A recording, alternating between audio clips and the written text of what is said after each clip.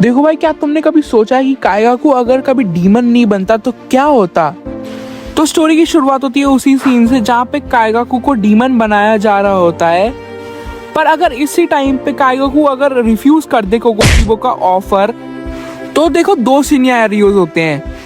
पहली बात, काइगाकू मरेगा, और दूसरी बात बहुत गंदी तरीके से मरेगा, क्योंकि ये साला अपनी नॉर्मल फॉर्म में छोड़ो, ये डीमन फॉर्म भी कोकोशीबो का कुछ भी नहीं बिगाड़ पाएगा भाई। आकाश तक की फट गई थी भाई। तो यहाँ पे कोकोशीबो काइगाकू को कुत्ता बना के मार डालेगा।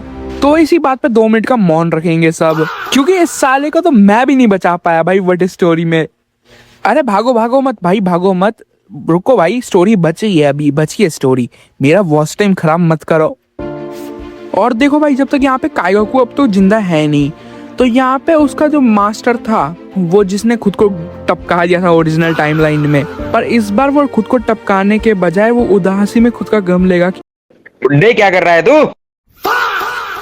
स्टूडेंट पे ध्यान नहीं दिया इतना, और वो बचाने के लिए वहाँ पे था नहीं। तो इस बार वो इन्फिनिटी के असल में जेनित्सु के साथ जाएगा, और इन दोनों का रेज अलग ही लेवल पे होगा, क्योंकि यहाँ पे उसने अपने बेस्ट फ्रेंड जैसे दोस्त को भी खोया है। तो अब स्टोरी शुरू होती है इन्फिनिटी कैसल वाली आर्क से, क्योंकि यहाँ पे देखो अब काइगाकू तो जिंदा है नहीं, तो यहाँ पे जेनित्सु और उसका मास्टर सीधे जाएंगे कोकोशीबो से भिड़ने, और वहाँ पे थोड़े एक्स्ट्रा बंदे हो जाएंगे। और यहाँ पे पिछली फाइट के तरह ही यहाँ पे ग्योमे और साने भी डोमिनेट कर रहे होंगे कोकोशीबो को। पर प्रीवियसली जैसे फाइट हो रही होती है, यहाँ पे कोकोशीबो ग्योमे और सानेमी की हालत बहुत खराब कर देगा इस टाइम तक। और इस बार एक्स्ट्रा बंदे होने के बावजूद गेनिया मर जाएगा इस बार पूरी टाइमलाइन में। पर गेनिया के मरने से पहले वो कोकोशीबो को अपनी वापस से गन वाली डीमन आर्ट से शूट कर देगा, जो उसने कोकोशीबो के बाल खा के बनाई होती है, और शूट करके वो कोकोशीबो को कैद कर देगा, और अपनी वो डीमन फॉर्म में आ जाएगा कोकोशीबो।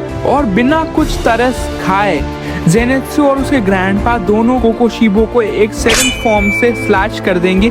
अब तुम सोचोगे भाई जेनित्सु को तो 7th फॉर्म आता था, पर उसके ग्रैंडपा को कैसे आया? देखो जब तक फाइट चल रही थी कोकोशीबो की, और यहाँ पे ग्योमे और सानिमी समझा रहे थे उसे, तो वो जेनित्सु से बता रहा था कि कैसे उसने 7th फॉर्म बनाया, और उसको कंबाइन करके कि कैसे सारी फॉर्म को कंबाइन करके एक नए फॉर्म बन सकता है जो कि इतना बैडली ब्रूटल होता है। और वो इतनी जल्दी बताता है, और इतनी जल्दी उसको प्रैक्टिस करना होता है कि 7th फॉर्म को यूज करने के लिए, तो इतना इफेक्टिव तो नहीं होता फाइट में, पर काम आ जाता है। और बाकी जो अकाजा और डोमा की जो फाइट थी वो सेम जाती है, सेम तरीके से खत्म होती है, क्योंकि उसमें ज्यादा चेंज आता नहीं है। और यहाँ पे आती है मेन फाइट, जहाँ पे मुजान और सारे हाशिराज और सारे जो हमारा मेन ट्रायो होता है उसके बीच बैटल हो रही होती है। और तुम्हें मेन स्टोरी का तो पता ही है कैसे खतरनाक, बहुत बेकार तरीके से सब इंजर्ड हो जाते हैं। और तुम्हें याद तो होगा पिछली कोकोशीबो वाली फाइट में जो भी यहाँ पे हुआ था, उसके अंदर 2 हाशिरा मारे जा चुके थे हमारे, यानी गेनिया और मुइशिरो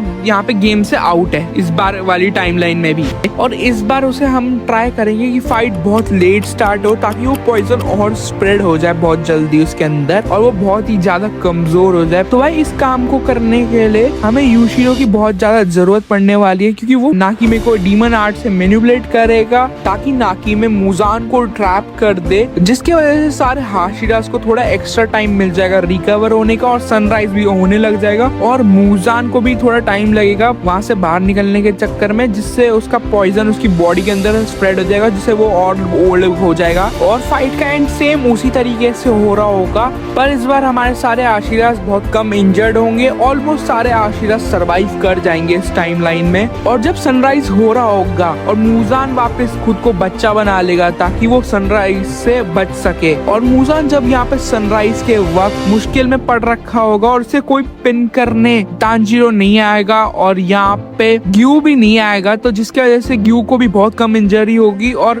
तांजीरो को भी डीमन बनने से रोका जाएगा। पर यहाँ पे जेनित्सु और उसका ग्रैंडपा इस टाइमलाइन में उसको पिन करना आएंगे अपने 7th फॉर्म से, इतनी तेज बिजली की मदद से। 7th फॉर्म बहुत फास्ट है क्योंकि हम सबको ही पता है। और यहाँ पे उसको पिन करने के वक्त मुजान ट्राई करेगा कि इन दोनों के अंदर भी ब्लड डाल के देखे अपना डीमन का, क्योंकि उसको भी यहाँ पे एक ट्राई तो करके दिखेगा ताकि वो बच सके, पर वो इस बार काम नहीं करेगा क्योंकि इन दोनों में से ना कोई सन ब्रीदिंग का यूजर है ना कोई सन से इम्यून है, तो इनका मरना तय है और ना ये डीमन बन पाएंगे क्योंकि मुजान इसमें बहुत सारा ब्लड डाल देगा और इसी के साथ साथ मुजान भी मर जाएगा और सैडली जेनित्सु और जेनित्सु के ग्रैंडपा भी मर जाएंगे और यहाँ पे थंडर ब्रीदिंग यूजर की टाइमलाइन खत्म हो जाएगी शायद।